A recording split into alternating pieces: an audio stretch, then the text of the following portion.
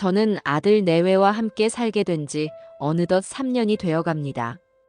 은행에서 정년퇴직을 하고 혼자 지내다가 허리 수술을 받게 되면서 아무래도 혼자 집안일을 감당하기 어려워졌어요. 그때 아들 영민이가 말했어요. 아버지, 저희 집에서 같이 지내시면 어떠세요? 수술 회복하시는 동안은 우리가 도와드릴게요. 처음에는 정말 다행이다 싶었고 며느리 정미숙도 반갑게 맞아줬어요. 아버님, 이쪽 방으로 모실게요. 제가 미리 청소도 다 해뒀어요. 저는 그 말 한마디에 얼마나 안심이 됐는지 모릅니다. 평생 모은 돈으로 마련한 집을 아들에게 물려주면서도 한편으론 그래도 내 아들이니 내 노후를 편히 돕겠지 하는 믿음이 있었어요. 아들 내외가 신혼 때부터 이 집에서 살고 있기도 했고요. 아버님, 아프시면 꼭 말씀하세요. 제가 챙겨드릴게요. 처음 며느리가 이렇게 말하며 웃던 모습이 아직도 기억에 남습니다. 그때까지만 해도 허리 수술이 잘 회복되면 가족들과 오순도순 지내며 여생을 보내면 되겠다고 생각했어요. 방도 따뜻했고 밥도 제 입맛에 맞춰서 잘 차려줬습니다. 아버님, 간이 심심하실지 모르겠는데, 그래도 건강 생각해서 조금 싱겁게 했어요. 그 얘기를 들으며 오히려 흐뭇해했죠. 며느리가 나를 이렇게 신경 써주는구나. 역시 가족이 최고지. 수술 후에 몸이 조금씩 나아지자 하루 종일 집에만 있기보다는 가볍게 산책을 하거나 동네 병원을 다녀오곤 했습니다. 아직 통증이 완전히 가시진 않았어도 마음만은 편했어요. 아들 영민이는 회사 일로 바빠도 퇴근 후에 물어봐 주곤 했으니까요. 아버지, 오늘은 좀 어떠세요? 그럴 때마다 저는 괜히 미안한 마음에 말했어요. 영민아, 나는 괜찮다. 너나 몸 잘 챙겨라. 아버님, 주무시기 전에 물이라도 가져다 드릴까요? 며느리도 한밤중에 이런 말을 해주니 정말 든든하구나 싶었습니다.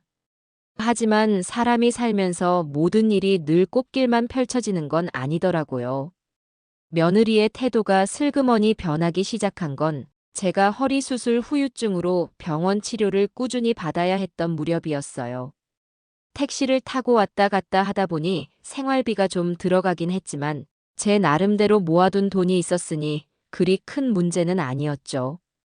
그런데 며느리가 어느 날 말을 꺼냈습니다. 아버님, 병원비도 많이 나오지 않아요? 저희도 솔직히 부담이 되긴 해요. 아직 제 통장에서 나가는 거였는데 굳이 왜 이런 말을 하나 싶었어요. 말투가 예전처럼 부드럽지 않고 뭔가 화가 난 듯 했거든요. 저는 그저 넘겼죠. 내가 알아서 할 테니 신경 쓰지 마라. 그때부터 집안 공기가 달라진 걸 느꼈습니다. 식사할 때도 묘하게 저를 피하는 듯 했고 며느리는 말수도 급격히 줄었어요. 덕분에 저는 괜히 눈치가 보이기 시작했어요. 허리 다 낫기도 전에 내가 짐이 된 건가? 그러다 며칠 뒤 아침을 먹으려 식탁에 갔는데 며느리가 이렇게 말하더라고요. 아버님, 저희는 아직 배가 안 고파서요. 아버님 먼저 드세요. 저는 그 말 한마디가 왜 그렇게 서운했는지 모르겠어요. 처음에는 바쁜가 하고 넘겼지만 그날 이후로 식탁에서 함께 밥을 먹는 일이 거의 없어졌습니다. 아들은 아예 출근 시간에 맞춰 대충 때우고 가거나 주말엔 외근이라며 일찍 나가고요.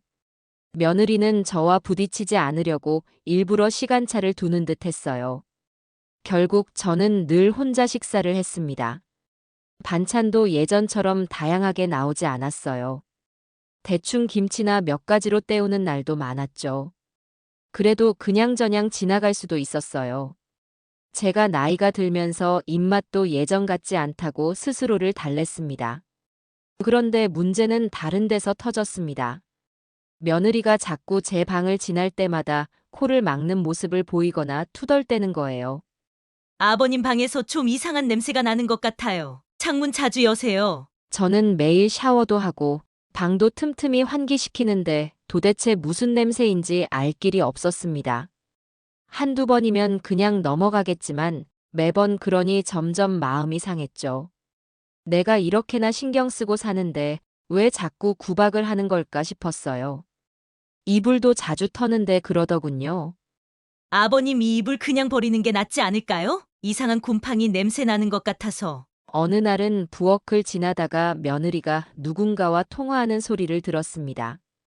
아, 나 요즘 아주 스트레스 받아 죽겠어. 시아버지 때문에 신경 쓸 일이 한두 개가 아니다. 아무리 가족이라도 집에서 편하게 못 사니까 짜증나서 미치겠어. 저는 그 말에 심장이 쿵 내려앉았습니다.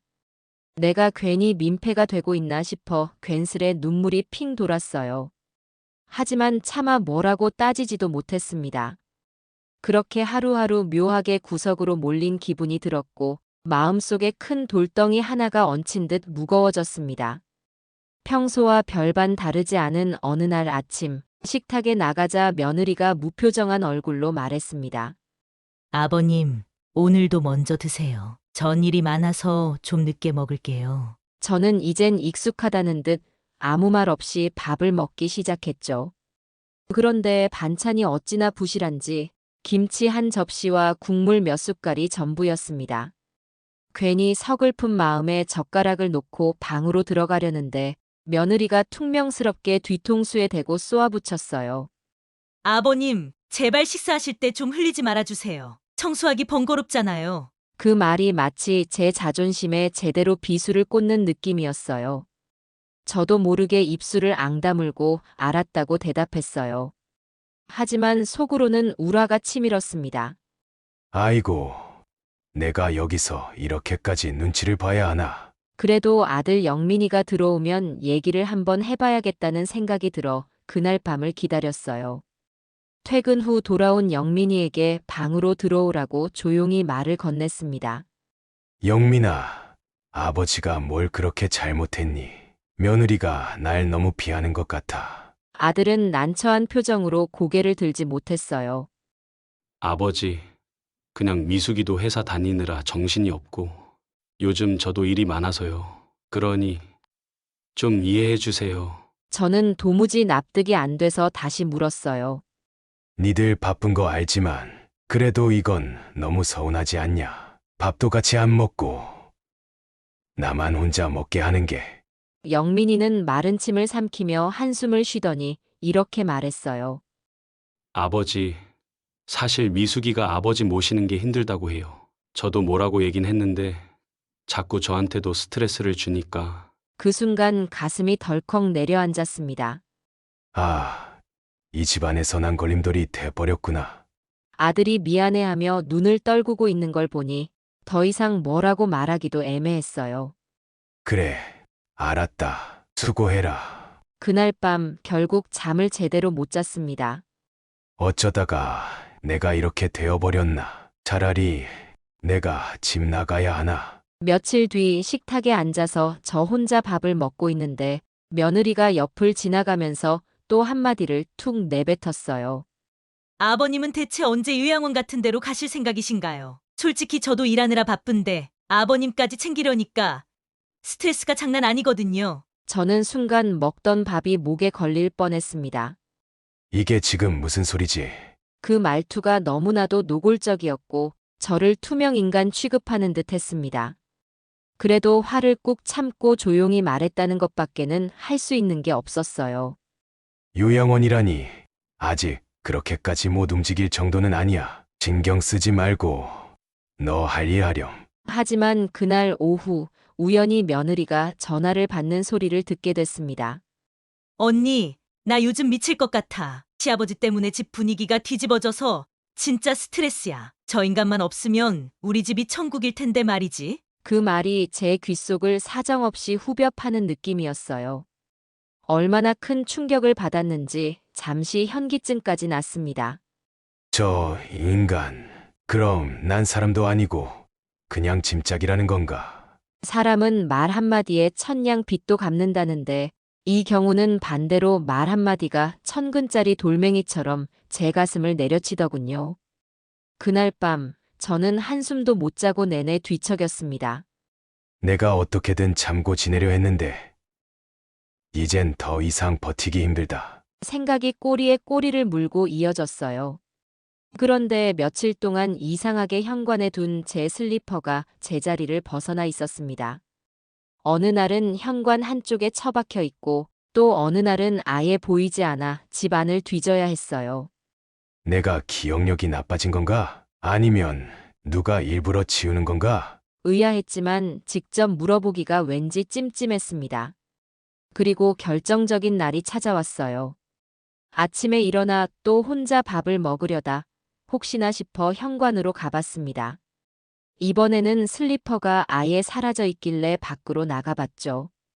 그런데 아니나 다를까 복도 구석의 쓰레기 봉투 옆에 제 슬리퍼가 널브러져 있었습니다. 그 장면을 보는 순간 가슴이 쿵 내려앉았어요. 아, 이건 확실하게 일부러 내다 버린 거구나. 슬리퍼를 주워들고 집으로 들어오는데 며느리가 거실에서 TV를 보고 있다가 저를 보고 시큰둥하게 물었어요. 아버님, 어디 다녀오셨어요? 난 또 뭐 중요한 볼일이라도 있으신 줄 알았죠. 저는 아무 대꾸도 하지 않고 슬리퍼를 신발장에 조용히 놓았습니다. 그 모습을 본 며느리가 갑자기 코웃음을 치듯 말했어요. 아버님 슬리퍼가 좀 지저분하길래 밖에 내놨었어요. 금방 빨아서 드리려고 했는데 뭐 그렇게까지 예민하게 굴 필요 있나요? 이게 예민한 문제인가? 사람이 신는 신발을 쓰레기 옆에 던져놓고는. 분노가 한껏 치밀어 올랐지만 한편으로는 모든 게 허무해져서 헛웃음만 났습니다. 곧바로 전날 밤 들었던 통화 내용이 다시 귓가에 어른거렸어요.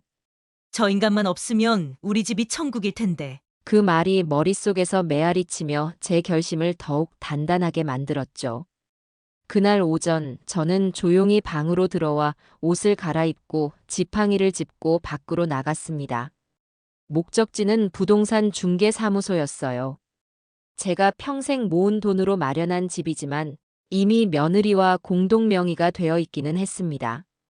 그래도 아들 명의 일부는 제게 아직 권리가 남아 있었고 제가 공식적으로 처리할 수 있는 방법이 있다는 걸 알고 있었죠. 더 이상 이 지옥 같은 집에서 슬리퍼 신세로 살 바엔 내가 가진 몫을 찾아서라도 나가야겠다. 부동산에 들어서자 중개인이 반갑게 인사했어요. 어서 오세요. 어떤 물건을 찾으시나요? 아니면 매물을 내놓으시려는 건가요? 저는 잠시 망설이다가 쓰레기 옆에 내팽개쳐진 슬리퍼를 손에 꼭 쥐고서 결심한 듯 말했어요. 집을 팔려고 합니다. 시세보다 조금 싸게 내놔도 되니까 최대한 빨리 팔아주세요. 중개인은 순간 놀란 표정을 지었습니다. 어르신, 여기 위치면 시세보다 약간만 낮춰도 금방 팔릴 텐데요. 정말 파실 건가요? 저는 고개를 끄덕이며 대답했어요. 네, 사정이 있어서요. 빨리 처분해야겠습니다. 그 말과 함께 서류 작업을 시작했어요. 중개인도 더는 묻지 않고 일사천리로 절차를 설명해 줬습니다. 계약금이 들어오는 대로 매수자 쪽에서 잔금 일정 잡을 텐데 보통 한 달 정도 잡습니다. 그 사이 집 상태만 잘 유지해 주시면 돼요. 저는 중개인의 말을 듣고 속으로 묘한 해방감을 느꼈어요. 그래, 잘 유지해주면 된다. 이미 마음은 떠났는데. 그 생각을 하니 입가에 씁쓸한 미소가 번지더라고요. 그래도 혹시나 하는 마음으로 계약금이 언제쯤 들어오는지 다시 한번 물어봤어요. 일주일 안으로 들어올 수도 있어요. 요즘 부동산 시장이 괜찮거든요. 그렇게 중개소를 나오면서 저는 마치 하늘에서 내려놓은 짐을 다 덜어낸 기분이 들었습니다. 집으로 돌아오는 길, 슬리퍼를 꼭 쥔 제 손이 약간 떨리고 있었어요. 분노와 허탈함, 그리고 앞으로 어떻게 될지 모르는 묘한 기대감까지 뒤섞여서 어지러웠죠. 하지만 마음 한구석엔 이런 생각도 들었어요. 이제 며느리와 아들이 어떻게 반응할까? 내가 이 집을 팔아버린다는 걸 알면 어떤 표정을 지을까? 그 장면을 상상하니 억눌렸던 제 속이 조금 시원해지는 것 같았습니다. 현관문을 열고 들어가자 며느리가 거실에 앉아 잡지를 뒤적이고 있었어요. 제가 집에 들어온 걸 보더니 별다른 인사도 없이 말하더라고요. 아버님, 점심 드시려면 알아서 챙겨 드세요. 저도 곧 나갈 일이 있어서요. 저는 아무 대답도 하지 않고 방으로 들어왔습니다. 이미 이제 이곳은 제 마음속에서 떠나가고 있었거든요. 그래. 오늘부터 남은 한 달이든 얼마든 내 마음껏 잘 버텨내고 떠나면 그만이지. 사실 그 결심 하나로도 지난 3년간의 서러움이 조금은 해소되는 느낌이었어요. 이 집이 팔리고 아들 내외가 발을 동동 구르며 어쩔 줄 몰라 하는 모습을 떠올리니 한편으론 쓸쓸하지만 또 다른 한편으로는 통쾌했습니다. 나다. 이 집의 원래 주인이자 널 키워준 아버지. 그런데 너희는 날 버렸지. 그러니 나도 내 길을 가야지. 그날 오후 계약금 입금 소식을 알리는 부동산의 전화를 기다리며 저는 짐을 천천히 정리하기 시작했습니다. 옷 가지며 서랍 속 사진들이며 제 물건들을 하나둘씩 챙기는데 마음이 복잡했죠. 하지만 더 이상 미련 두지 말자고 스스로를 다잡았어요. 그렇게 3년이란 시간이 쌓아온 서운함과 서글픔, 그리고 끝내 찾아온 결단의 순간이 코앞으로 다가오고 있었습니다. 저 밖에서 며느리 정미숙이 또 통화를 하는 소리가 희미하게 들려왔어요. 진짜 스트레스 받아 죽겠네. 아버님이 대체 언제 나갈 건지 몰라서 답답해. 그냥 어서 요양원에나 들어가 주면 좋겠어. 그 순간 저는 방 안에서 꾹 참았던 웃음이 터져 나올 뻔했어요. 모든 절차는 이미 시작됐는데 저 사람은 아직도 모르는구나. 머릿속에선 벌써부터 사이다 같은 장면이 그려지고 있었습니다. 며칠 후 부동산에서 전화가 걸려왔습니다.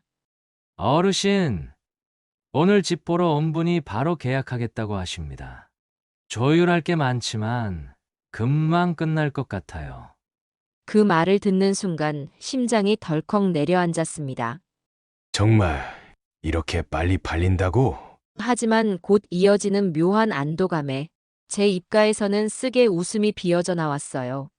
잘 부탁드립니다. 서류 진행되면 다시 연락 주세요. 전화를 끊자마자 며느리가 뭔가 느꼈는지 다가왔어요. 아버님, 무슨 전화세요? 요양원 자리라도 알아보시는 거예요? 저는 고개를 젓고 대답했습니다. 아니다. 친구한테 온 전화다. 사실대로 말해봤자 괜히 시끄러울 게 뻔하니 그냥 대충 둘러댔어요. 며느리는 흥미가 떨어진 듯 이내 다시 자기 방으로 들어가 버렸습니다. 그 뒷모습을 보면서 이 사실을 알게 되면 어떤 표정을 지을까 생각하니 마음 한편에 묘한 쓴웃음이 돌았어요. 그리고 그날 저녁 계약금이 제 통장으로 입금됐다는 연락이 왔습니다. 진짜 이렇게 빨리 끝나버리네. 한편으론 멍하고 한편으론 후련한 기분이었습니다. 다음 날 아침 저는 조용히 짐을 챙기기 시작했어요. 옷 가지며 서랍 속 소중한 물건들을 큰 상자에 담았습니다. 그러자 며느리가 방 문을 열고 들어와서 제가 이삿짐을 싸는 모습을 보더니 표정이 밝아지더군요. 아버님, 드디어 요양원으로 가시려나 봐요? 내가 그럴 줄 알았어. 잘 생각하신 거예요. 몸도 불편하신데 전문 시설에서 케어받는 게 낫죠? 저는 내심 기가 막혔지만 굳이 말대꾸할 필요가 없다고 느꼈습니다. 그냥 미소를 지은 척하며 말했어요. 그러게. 나도 그런 쪽으로 생각 중이다. 며느리는 양손을 모으고 좋아하는 기색이 역력했어요. 그런데 바로 그때 계약서를 확인하기 위해 부동산에서 다시 한번 전화가 걸려왔습니다. 며느리는 고개를 갸웃하더니 스피커폰으로 통화할 생각도 못한 채 자기 방으로 가버렸죠. 덕분에 저는 편하게 부동산과 통화를 마칠 수 있었습니다.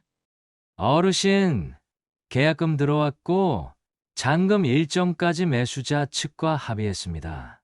집 상태만 조금 정리해 두시면 한 달 안에 모든 절차가 끝납니다. 전화를 끊고 방에 앉아 있는데 갑자기 묘한 긴장감이 엄습했습니다. 한 달 뒤엔 이 집이 완전히 다른 사람 손으로 넘어가는 거고 아들 내외는 알지도 못한 채 내쫓기든 나가야겠지. 하지만 이미 그들 스스로가 저를 내쫓으려 했던 거니까 이 이상 참아줄 이유가 없었어요. 그날 오후 아무것도 모르는 며느리는 여전히 귀찮게 물어봤습니다. 아버님, 요양원 알아보셨어요? 혹시 마음에 드는 곳 있으면 저도 구경해보고 싶어요. 시설 좋다던데. 저는 다시 한번 어깨를 으쓱하며 넘겼어요. 그래. 차차 알아보마. 그리고 속으로 생각했습니다. 너가 곧 알게 될 거다. 이 집이 이제 너가 마음대로 할 수 있는 곳이 아니라는 걸. 그날 밤 아들 영민이가 야근을 마치고 늦게 들어왔는데 며느리가 반가운 얼굴로 달려가더군요. 여보, 아버님이 곧 요양원 들어가시려나 봐. 오늘 보니까 짐도 싸고 계셔. 아들은 고개를 끄덕이면서도 어딘가 미심쩍은 표정이었어요. 그래. 잘 됐네. 아버지도 거기서 편하게 계시면 좋지. 그 대화를 듣고 있자니 제게 조금이라도 미안한 기색을 보일 줄 알았던 아들마저도 이제는 기대할 게 없다는 생각이 들었어요. 결국 저는 곧 다가올 폭풍 같은 순간을 대비해 나머지 짐들을 조금씩 추려나가기 시작했습니다. 서랍 안에 있던 옛 사진들, 손자가 태어나던 순간 찍었던 사진, 고향에서 찍은 부모님 사진들까지 한 장 한 장 바라보니 마음이 복잡해졌어요. 그렇지만 이제 더는 그들 때문에 내 시간과 감정을 허비하고 싶지 않다는 결심이 다시 가슴속에서 뚜렷이 자리 잡았습니다. 며칠 뒤 예정대로 모든 계약이 성사됐습니다. 부동산에서 연락이 와서 계약서를 마무리하고 인감을 찍는 자리까지 순조롭게 진행됐어요. 한 달 뒤 잔금일에 집을 완전히 비워주시면 됩니다. 중개인의 말에 저는 단호하게 대답했습니다. 예. 그날까지 다 정리해 놓을게요. 계약금을 이미 받아둔 상태였고 잔금도 확실하게 들어올 예정이니 아무런 걱정이 없었어요. 돌아오는 길 문득 이 사실을 아들 내외가 알면 어떤 반응을 보일까 하는 생각이 들었지만 이제는 겁이 나거나 망설여지지 않았습니다. 스스로 잘하는 일이다 하고 거듭 확인했죠. 그날 저녁 저는 식탁에 앉아 일부러 천천히 밥을 먹었습니다. 며느리는 여전히 똑같았어요. 아버님, 저희 나중에 먹을 거니까 먼저 드세요. 라고 하고 방으로 들어가더군요. 아들 역시 퇴근 후 곧장 샤워를 하고 방으로 들어가 버리니 언제나처럼 혼자 식사를 해야 했죠. 밥을 다 먹고 난 뒤 조용히 거실에 멍하니 앉아 있으니 며느리가 슬쩍 나와서 물었습니다. 아버님, 언제쯤 짐 정리 다 끝나세요? 제가 도울 일 있으면 말씀하세요. 저는 이번에야말로 솔직하게 털어놓을 때가 됐다 싶었어요. 하지만 나직한 목소리로 한 문장만 뱉었습니다. 한 달 안에는 다 끝난다. 그때가 되면 너희도 이 집에서 나가야 할 거다. 며느리는 그 말이 무슨 뜻인지 바로 못 알아듣고 되려 의아한 표정으로 웃어 보였어요. 아버님, 무슨 말씀이세요? 아버님이 요양원 가시면 저희가 왜 나가야 해요? 저는 더 이상 부연 설명을 하지 않았어요. 잘 생각해봐라. 이제 너희도 알게 될 거다. 그러자 며느리는 고개를 갸웃거리며 말했어요. 에이, 무슨 말씀을 그렇게 돌려서 하세요? 그리고 바로 다음 날 오후 제가 잠시 산책을 다녀왔더니 아들 영민이가 다급하게 날 찾더군요. 아버지, 이거 무슨 일이에요? 집을 팔았다니 이게 말이 돼요? 며느리가 결국 부동산에서 온 서류를 우연히 보고 나서 아들에게 전화해 난리가 났던 모양이었어요. 저는 의자에 앉아 차분히 대답했습니다. 그래, 팔았다. 이미 계약금도 들어왔고 한 달 뒤면 잔금 받고 집을 비워줘야 한다. 아들은 눈이 휘둥그레져서 고개를 절레절레 흔들었어요. 아버지, 이러시면 안 돼요. 여기 저희가 살고 있는 집이에요. 어떻게 팔아버리실 수가 있어요? 저는 참으려 했던 속마음을 꺼냈습니다. 너가 행복하게 살라고 내 전 재산이나 다름없는 돈을 털어서 이 집을 마련해 줬다. 그런데 너가 아버지를 어떻게 대했니? 아들은 얼굴이 창백해지더니 바들바들 떨면서 말했어요. 아버지, 그건 그냥 미숙이가 힘들어해서 그런 거예요. 제가 잘 달래볼 테니까 제발 다시 생각해 보세요. 그때 며느리가 얼굴을 잿빛으로 하고 방에서 뛰쳐나왔습니다. 아버님, 이게 대체 무슨 말씀이세요? 왜 저희 몰래 집을 파시는 건데요? 저는 차분히 그러나 단호하게 대답했어요. 이젠 더 참을 수가 없어서다. 내가 날 대하는 태도 내가 못 본 줄 아느냐? 그건 제가 직장 생활도 하고 바쁘다 보니 아버님 챙길 여력이 없어서. 그러더니 이내 울분을 터뜨렸습니다. 그래도 이건 아니잖아요. 어떻게 이 집을 팔 수가 있어요? 저희는 어디 가서 살라고요? 저는 고개를 저으며 대답했습니다. 내가 너희를 나가라고 한 적은 없지. 다만 이 집이 이미 다른 사람 집이 됐으니 법적으로도 머물 수 없게 되는 거다. 그게 다야. 아들은 그제야 제 앞에 무릎을 꿇고 흐느끼기 시작했어요. 아버지, 제발 다시 한 번만 생각해 보세요. 저도 미숙이도 반성 많이 할게요. 다시 예전처럼 지내면 안 되나요? 그 모습을 보자 지난 세월 동안 참았던 서러움이 떠올랐지만 마음 한구석은 여전히 차가웠어요. 이미 늦었어. 내가 여기서 더 남아봤자 똑같을 거다. 저는 담담히 말했어요. 영민아, 내가 바란 건 효도가 아니었다. 다만 최소한 인간적인 대접은 받고 싶었을 뿐이다. 그런데 너희가 날 어떻게 대했는지 돌이켜봐라. 며느리는 옆에서 훌쩍거리며 울고 아들은 고개를 떨군 채 아무 말도 못했어요. 거실 한복판에 울음소리가 울려 퍼졌지만 저는 이미 등을 돌린 상태였습니다. 내가 이 집에 더 이상 있어야 할 이유가 없다. 이제 각자의 길을 가는 게 맞다 하고 생각했죠. 결국 아들이 오열하며 절 붙잡았지만 제 대답은 단호했습니다. 내가 있어서 너희가 이토록 불행하다면 나라도 떠나줘야지. 그래야 서로 편해질 테니까. 이 말에 아들은 어떻게 해야 할지 몰라 눈물을 훔치며 고개만 숙였어요. 며느리는 고개를 들지 못한 채 계속 흐느끼고 있었습니다. 그때 현관문 쪽을 바라봤는데 매일 아침이면 현관 밖에 버려져 있던 슬리퍼가 문 안으로 들여져 있더군요. 며느리가 허둥지둥 정신을 차리면서 들여놓았나 보았습니다. 왠지 그 모습이 너무 초라해 보여서 마음이 복잡하더라고요. 고작 슬리퍼 때문에 시작된 일이지만 사실은 더 깊은 문제가 쌓여왔던 거잖아. 그래도 이미 결론이 난 이상 이제 되돌릴 방법은 없었습니다. 계약은 정식으로 끝났고 한 달 뒤면 새 주인이 집으로 들어올 테니까요.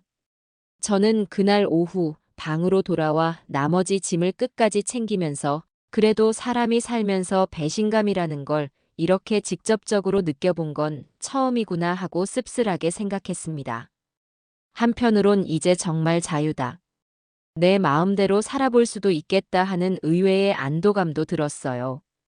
현관 밖에 내팽개쳐졌던 슬리퍼 덕분에 제 인생의 뒤안길이 확실히 정리되는 기분이었습니다. 한 달이란 시간은 생각보다 훨씬 빠르게 흘러갔어요.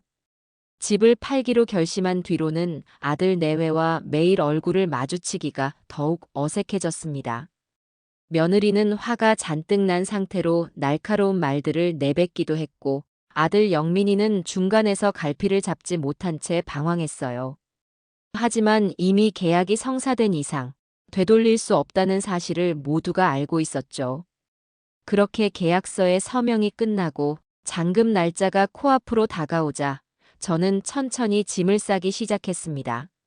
옷가지며 소중한 물건들을 하나둘씩 상자에 담을 때마다 지난 3년 동안 쌓인 마음의 응어리가 되살아나는 느낌이었어요.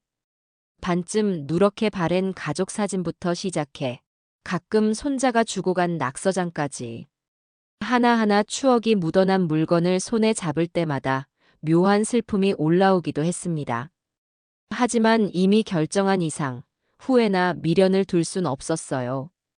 그리고 무엇보다 이제는 더 이상 내게도 시간이 많지 않을 텐데 남은 시간을 이렇게 서러움 속에서 보낼 수는 없지 않나 하는 생각이 강하게 들었습니다. 그동안 집안을 제대로 누비지도 못하고 슬리퍼 하나조차 마음 편히 신을 수 없었던 나날들이 주마등처럼 지나갔거든요. 아들 내외는 제가 짐을 싸는 모습이 불안했는지 어쩔 때는 다급하게 물었어요. 아버지, 정말 이사 가실 건가요? 잠깐만 생각을 다시 해주시면 안 돼요? 계약을 어떻게든 파기할 방법이 있을지도 모르잖아요. 하지만 저는 그저 고개를 저으며 짧게 대답했어요. 이제 와서 뭐가 달라지겠니? 서로 힘들지 않게 정리하는 게 맞다. 며느리는 여전히 짜증 섞인 목소리로 투덜거렸죠.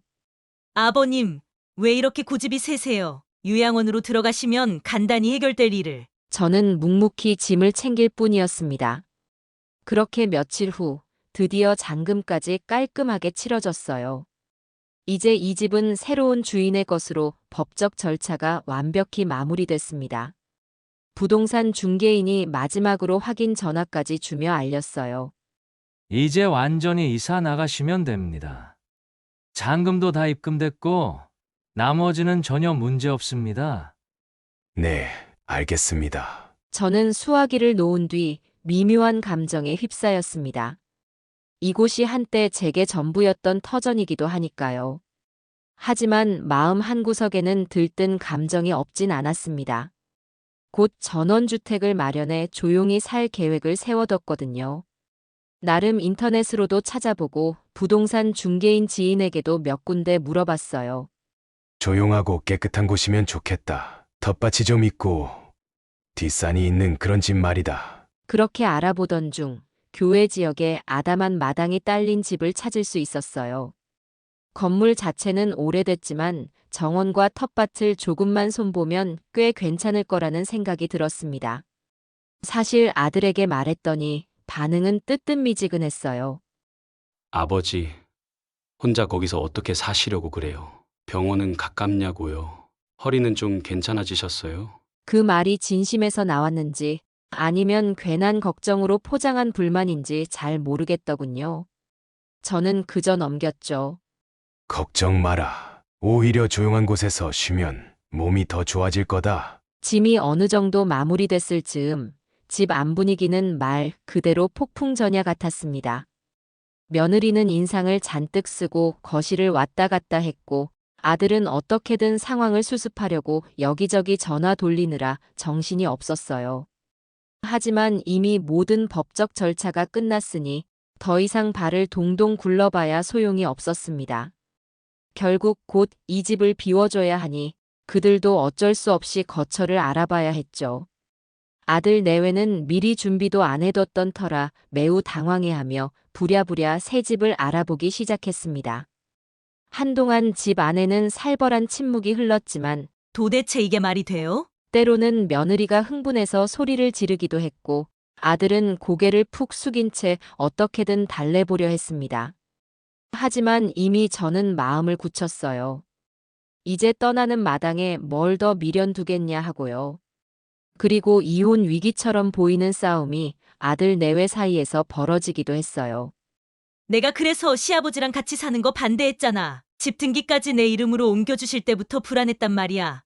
너가 그렇게까지 구박하지 않았으면 아버지도 이렇게까지 결심을 안 했겠지. 온갖 말다툼이 집 안에서 오갔지만 제 귀에는 그저 허무하게 들릴 뿐이었습니다. 잔금일 바로 다음 날, 저는 아침부터 트럭을 불러 짐을 실었습니다.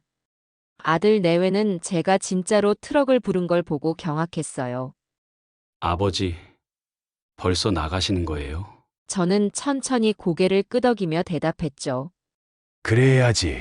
그래야 너희도 빨리 집을 알아볼 거 아니냐. 며느리는 그제야 제 앞에서 눈물을 흘리며 억울함을 토로했어요.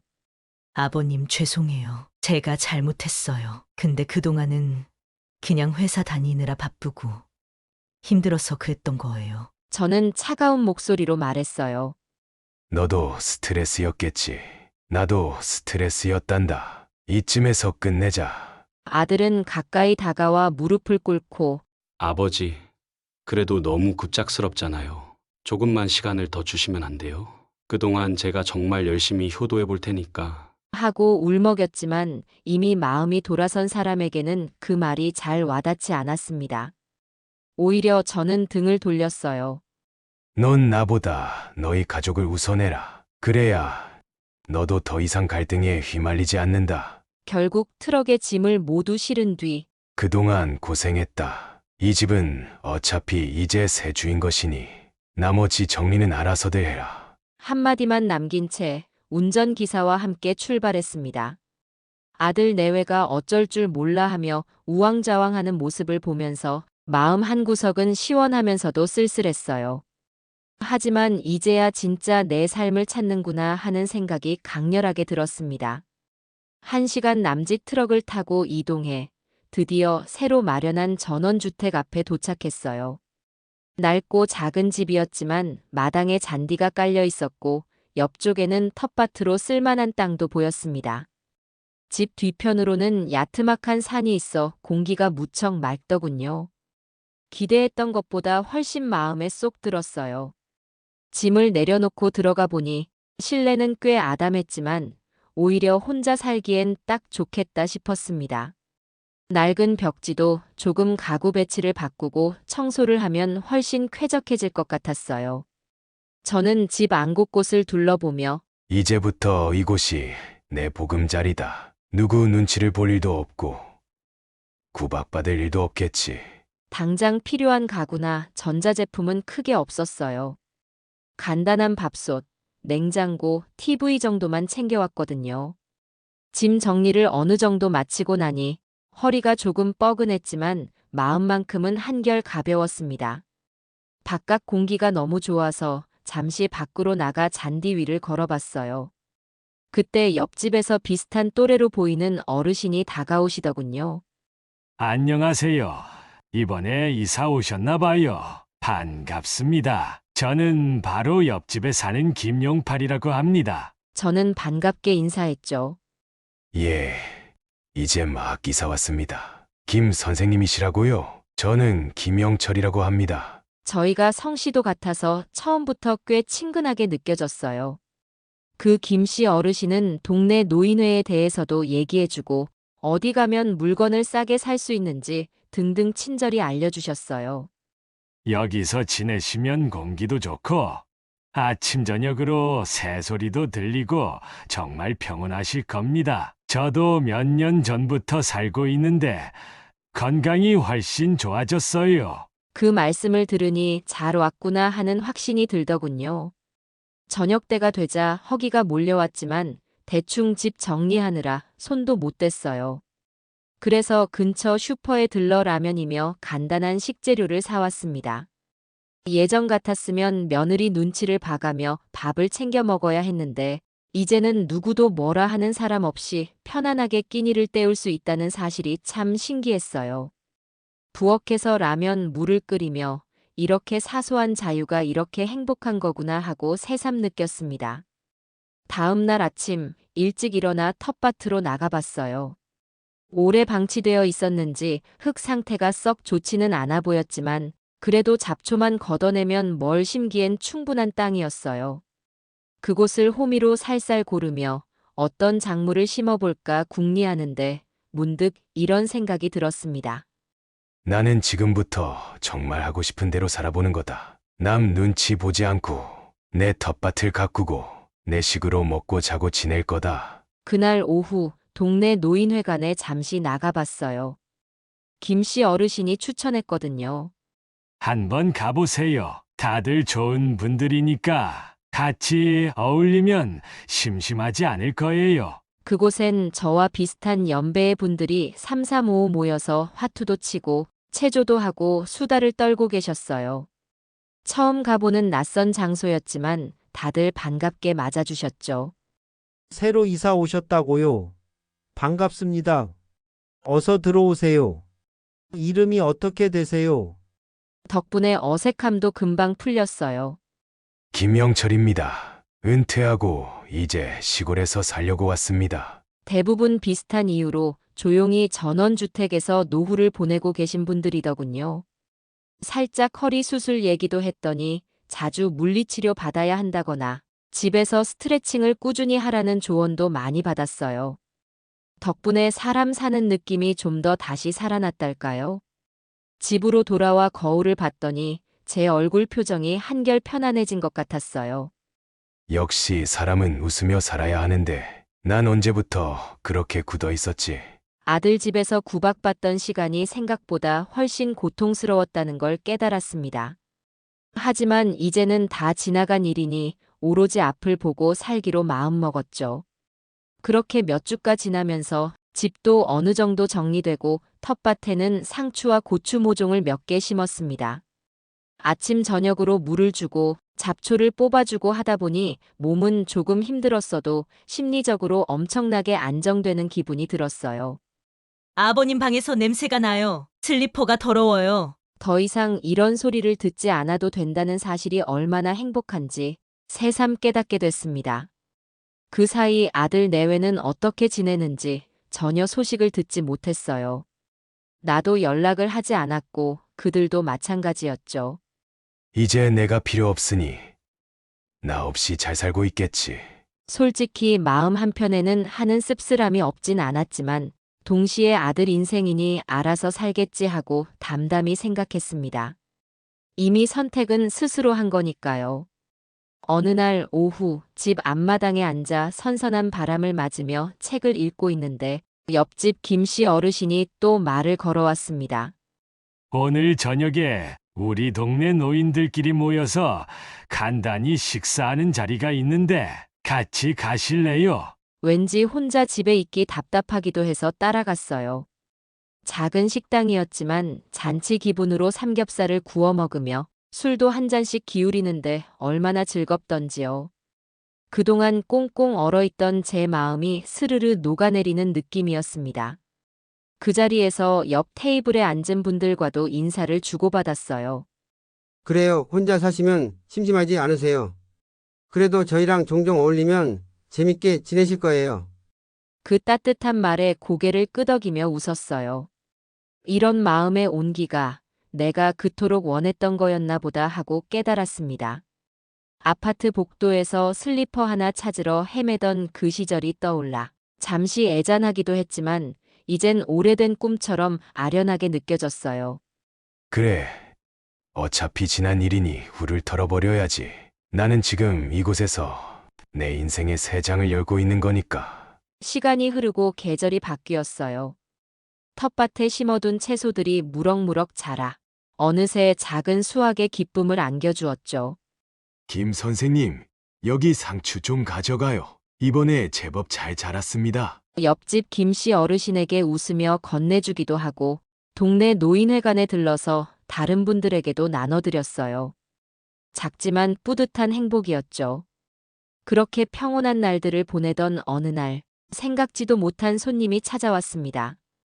대학생이 된 손자였어요. 이제 성인이 되어버린 손자가 문 앞에 서서 어색하게 인사를 하는 겁니다. 할아버지 어떻게 지내세요? 처음엔 살짝 당황했지만 반가움이 먼저 치밀어 올랐어요. 이게 누구야? 언제 이렇게 컸니?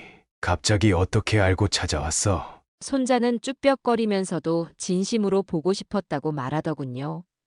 아버지, 엄마한테 들었어요. 할아버지가 여기로 이사 오셨다고. 그래서 학교 끝나고 한번 찾아와 봤어요. 알고 보니 아들 내외도 이 근처는 아니지만 어딘가 전셋집을 구해 적당히 자리 잡고 사는 모양이었어요. 와, 진짜 시골집 분위기 나네요. 손자는 제 텃밭을 보고 눈을 반짝이며 감탄했고 저는 그런 손자의 모습에 왠지 뭉클해졌습니다. 그래. 내 손자가 이렇게 큰 줄도 몰랐구나. 시간이 얼마나 흘렀던 거야. 집 안으로 들어와 손자에게 간단히 식사를 챙겨줬습니다. 냉장고에 있는 채소와 달걀로 대충 볶음밥을 만들어줬더니 손자가 신나게 먹었어요. 너무 맛있어요, 할아버지. 식사를 마친 뒤 거실에서 잠시 이야기를 나눴는데 손자 얼굴이 점점 심각해지더니 고개를 떨구며 이렇게 말하더군요. 사실 엄마가 요즘도 자주 운다고 해요. 할아버지한테 죄송하다고 다시 한 번만 기회를 달라고 하고 싶어 하는데 잘 모르겠어요. 아빠도 그렇고 왜 이렇게 됐는지 전 이해가 안 돼요. 그 말을 듣는 순간 제 가슴 한편이 아릿해졌어요. 정말 뒤늦은 후회구나. 이제 와서 무슨 소용이 있나. 하지만 손자가 그 얘기를 꺼낸 이유가 뭔지 알 것도 같았습니다. 결국 차분히 대답해줬습니다. 너희 엄마, 아빠가 반성한다면 언젠간 찾아오겠지. 그건 내 문제가 아니라 그들 마음 문제란다. 그리고 할아버지는 지금 여기서 잘 지내고 있으니까 걱정하지 않아도 돼. 손자는 눈시울을 붉히면서 고개를 끄덕였어요. 제가 자주 올게요. 할아버지도 외롭지 않게. 저도 여기 오면 마음이 편해질 것 같아요. 그 말을 듣는데 왠지 모르게 복받치는 감정이 올라왔어요. 그래, 이런 작은 마음이라도 참 고맙구나 하고요. 그날 이후로 손자는 한 달에 한두 번 정도 시간을 내어 찾아왔습니다. 텃밭에서 자란 상추와 고추를 직접 따서 도시락도 싸보고 동네 한 바퀴를 돌며 산책도 하고 오랜만에 가족이라는 느낌을 조금씩 되찾는 것 같았어요. 그러면서도 아들 내외가 직접 찾아오진 않았어요. 손자 말로는 아들 며느리가 죄송해서 겁나서 못 온다고 했지만 제가 보기에 아직도 용기가 안 나는 거겠죠. 그러던 어느 날 손자가 조심스레 물었습니다. 할아버지, 혹시 엄마랑 아빠가 여기에 와서 무릎 꿇고 용서를 빈다면 받아주실 생각 있으세요? 저는 잠시 고민하다가 솔직한 마음을 털어놨습니다. 글쎄다. 지금 당장 어떻게 할 수는 없고. 내가 꼭 바라는 건 아니야. 다만 정말 진심으로 잘못을 뉘우치고 다시는 그런 식으로 사람을 대하지 않겠다는 확신이 들면 그때 가서는 생각해 볼 수 있겠지. 사실 그 말도 다소 강경하게 들릴 수 있지만 그만큼 며느리에게 받은 상처가 깊었고 아들 역시 그걸 방관했다는 서운함이 컸으니까요. 손자는 고개를 끄덕이며 돌아갔습니다. 제가 잘 설득해 볼게요. 그 모습을 보니 마음이 짠했지만 이제는 더 이상 과거처럼 울분에 차 있진 않았어요. 시간이 해결해 줄지도 모르지. 아니면 끝까지 못 만날 수도 있고. 그건 그들 선택이지. 시간은 또 흘러 계절이 바뀌고 텃밭의 작물들이 또 한 번 실하게 자라났어요. 아침이면 산책을 하고 노인회관에 가서 몸도 풀고 동네 친구들과 수다도 떨며 소소한 즐거움을 누리던 어느 날 문득 허리가 좀 더 아프게 느껴져 병원을 찾게 됐어요. 큰 문제는 아니었지만 의사가 당부했죠. 무리하지 말고 꾸준히 치료받으세요. 특히 허리에 좋은 스트레칭을 자주 하세요. 아들 집에 살 때라면 며느리 눈치 보느라 병원 한 번 가기도 불편했는데 이제는 그런 부담이 없으니 오히려 마음은 편했어요. 그날 저녁 집으로 돌아와 거울을 보는데 제 얼굴에 어느새 웃음기가 맴도는 걸 발견했어요. 참, 사람이 환경에 따라 이렇게 달라지는구나. 예전에는 매일 밥맛도 없었고 남 눈치만 봤는데 지금은 하루하루가 감사하다. 이런 생각이 들자 아들 내외를 향한 미움도 점차 흐릿해지는 것 같았습니다. 물론 결코 가벼운 상처는 아니지만 저도 이제 원망만 하고 살 나이는 아니잖아요. 그 후로도 별탈 없이 평온한 일상을 보내던 어느 주말, 손자가 예고 없이 집에 들이닥쳤어요. 그런데 혼자가 아니었습니다. 뒤따라 들어오는 며느리 정미숙과 아들 영민이의 얼굴이 보였죠. 저는 깜짝 놀라서 잠시 말을 잇지 못했습니다. 며느리는 고개를 못 들고 아들은 눈가가 벌써부터 붉어져 있었어요. 손자는 조용히 가만히 서 있었고요. 아들 영민이가 조심스레 다가와 바닥에 무릎을 꿇고 울먹이기 시작했어요. 아버지, 죄송합니다. 정말 죄송합니다. 옆에서 며느리도 고개를 숙인 채 울었습니다. 잘못했어요, 아버님. 저희가 너무 어리석었어요. 한동안 그 모습을 바라보며 저도 모르게 눈물이 찔끔 나더군요. 하지만 다시 한번 마음을 다잡으며 말했습니다. 일어나라. 벌써부터 무릎을 꿇고 이러면 어떡하니? 아들은 고개를 들지 못하고 거듭 말했어요. 아버지, 그동안 정말 죄송했고 잘못했습니다. 저희가 너무 늦었지만 용서를 구하고 싶어요. 손자는 옆에서 눈물을 글썽이며 상황을 지켜보고 있었습니다. 저는 잠시 숨을 고르고 그들을 거실로 안내했습니다.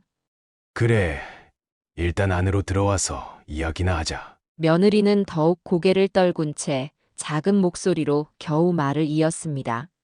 죄송해요, 아버님. 그때는 제가 미처 아버님 입장을 생각 못했어요. 이제 와서 핑계를 댈 순 없지만 정말 후회하고 있어요. 아들도 덧붙였죠.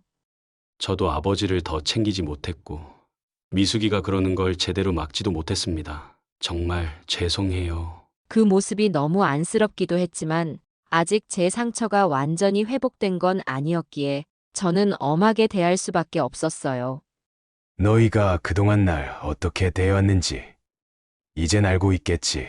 나는 너가 효도하길 기대한 게 아니다. 그냥 최소한의 예의와 인정이 있었으면 했을 뿐이다. 그 말에 아들은 고개를 끄덕이며 눈물을 닦았고 며느리는 다시 훌쩍였어요. 그러다 손자가 조용히 입을 열었습니다. 할아버지, 저희 엄마랑 아빠가 정말 많이 반성하고 있어요. 할아버지를 이렇게라도 찾아뵙고 싶어 했는데 용기가 없어서 계속 못 왔어요. 이제라도 이렇게 말씀드릴 수 있어 다행이라고 생각해요. 그 순간 제 마음에 쌓여있던 응어리가 조금씩 풀려가는 느낌이 들었습니다. 그래. 사람이 죽을 때까지 미움만 품고 살 순 없지. 손자 앞에서 너무 고집 부려서도 안 되지 않나. 저는 긴 한숨을 내쉰 뒤 아들과 며느리를 바라보며 말했습니다. 나도 이제는 여기서 편히 살고 있다. 그러니 너희가 진심으로 사죄하는 마음이 있다면 나도 언젠가 용서할 날이 오겠지 하고 생각했어. 다만 그때까지 너희가 어떻게 변해가는지를 지켜보겠다고. 그 말에 며느리는 다시 눈물을 흘렸고 아들도 울음 섞인 목소리로 말했어요. 감사합니다, 아버지. 정말 최선을 다하겠습니다. 손자는 제 손을 꼭 잡으며 눈물을 글썽이다가 화난 표정을 지었습니다. 그날 저는 비록 가벼운 식사였지만 직접 재배한 채소로 만든 반찬과 밥을 내어놓았습니다. 며느리가 예전처럼 눈살을 찌푸리거나 불평하지 않고 오히려 감탄을 하더군요. 아버님, 이렇게 싱싱한 채소를 키우시다니 정말 대단하세요. 아들도 함께 밥을 먹으며 안부를 물어주었습니다. 아버지, 여기 공기가 진짜 좋네요. 요즘 허리는 좀 어떠세요? 물론 이 한 번의 만남으로 모든 상처가 말끔히 치유된 건 아니었어요. 하지만 시간과 진심이 쌓이면 언젠가는 과거의 아픔들도 흐릿해질 거라 믿고 싶었습니다. 저는 그들에게 말했어요. 다음에 올 때는 전화라도 주고 오너라. 그래야 내가 밥상을 제대로 준비하지 않겠니?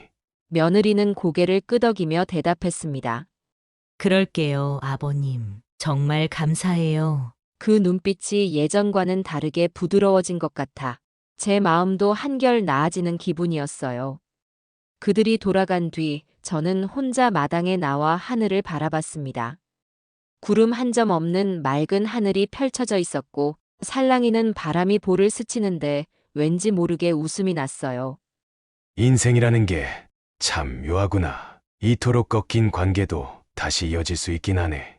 물론 아직은 조심스럽지만 그래도 새로운 시작이라는 걸까 하는 희망이 피어오르기도 했습니다. 그날 밤 잠자리에서 이런저런 생각에 잠겼어요. 내가 이곳에 오기까지, 그리고 집을 팔기까지 겪은 일들, 정말 고통스럽고 힘들었지만 어쩌면 이런 깨달음을 얻기 위한 과정이었을지도 모르지. 슬리퍼를 현관밖에 내팽개쳐두던 며느리의 모습이 이제는 그리 억울하지 않게 느껴졌습니다. 오히려 그 사건이 아니었다면 저는 여전히 구박받으며 살았을지도 모르니까요.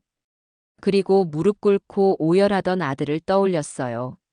그래도 내 아들 아니냐. 다 큰 어른이라도 잘못할 수 있고 후회할 수도 있는 거지. 그렇게 마음이 한결 부드러워진 상태로 새벽까지 뒤척이다 잠이 들었습니다. 다음 날 아침 상쾌한 공기를 마시며 텃밭을 돌보는데 왠지 채소들이 더 푸릇푸릇해 보였어요. 김씨 어르신이 울타리 너머로 얼굴을 내밀었어요. 오늘 기분이 좋아 보이시네요. 무슨 좋은 일 있습니까? 네, 조금요. 하고 웃으며 대답했어요.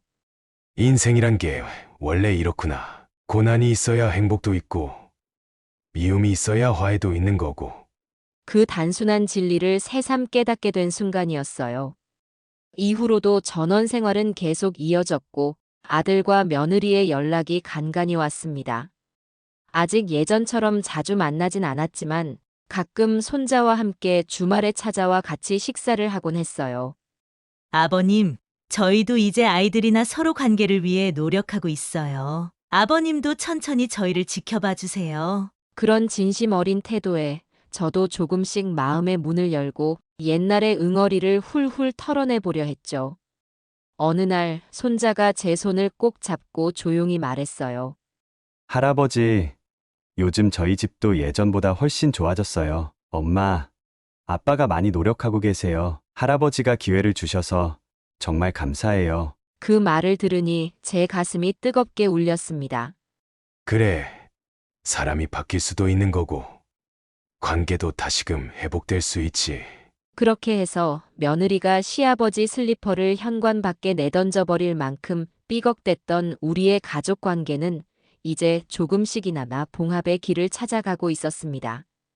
물론 아직 시간이 더 필요하겠지만 저는 이곳 전원주택에서 텃밭을 돌보며 동네 친구들과 만나 웃으며 살면서 천천히 그들이 변해가는 모습을 지켜볼 작정이에요.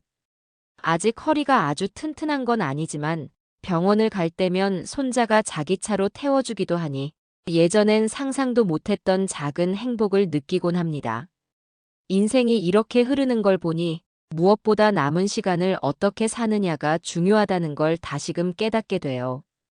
평생을 모아준 집을 한순간에 팔아버린 일이 혹시 잘못이었을까? 잠시 후회가 밀려오기도 했지만 지금 이 편안함과 자유를 생각하면 전혀 아깝지 않습니다.